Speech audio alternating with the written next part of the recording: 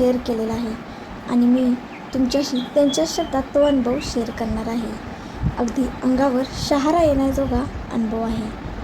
नमस्कार, मी तुमच्यासारखीच एक सामान्य ताई आहे. कारण हा अनुभव माझा एकटीचा नाही, बाळूमामांचा आहे.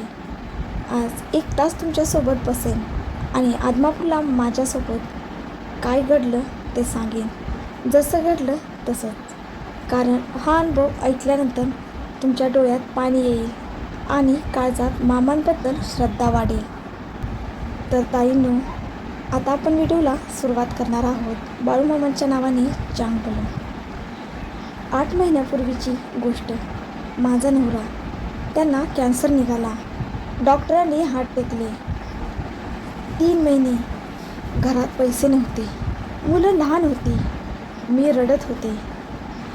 देवळात भटकले. तेवढ्यात माझ्या शेजारच्या आजी म्हणाल्या, ताई, एकदा आदमापूरला जा. बाळूमामांना सांग, ते ऐकतात. मी म्हणाले, आजी, पैसे नाहीत. आजी म्हणाल्या, मामा, पैसे नाहीत तर भक्ती बघतात. मग ठरवलं, जे होईल ते होईल, पण एकदा मामांच्या दर्शनाला जाईल. आम्ही गुरुवारी रात्री आदमापूरला पोहोचलो. मंदिर बंद होतं. बाहेर थंडी होती.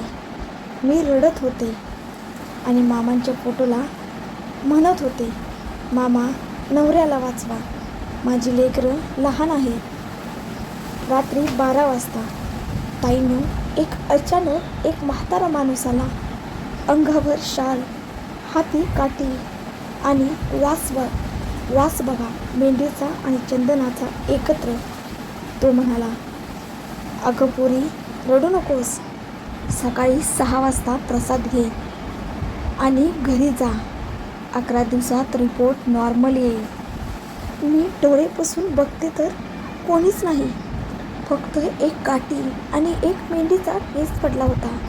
ताईंनो, सकाळी 6 वाजता पुजारी म्हणाले, मंदिर रात्री उघडत नाही आणि इथे कोणी म्हाताराही येत नाही. तेव्हा मला कळलं, ते बाळूमामाच होते. आम्ही घरी आलो. डॉक्टरांना परत दाखवलं. 11व्या दिवशी रिपोर्ट नॉर्मल आले. डॉक्टर म्हणाले, चमत्कार झाला. आज माझा नवरा माझ्यासोबत आहे. कामालाही जातात आणि दर गुरुवारी आम्ही आदमापूरला जातो.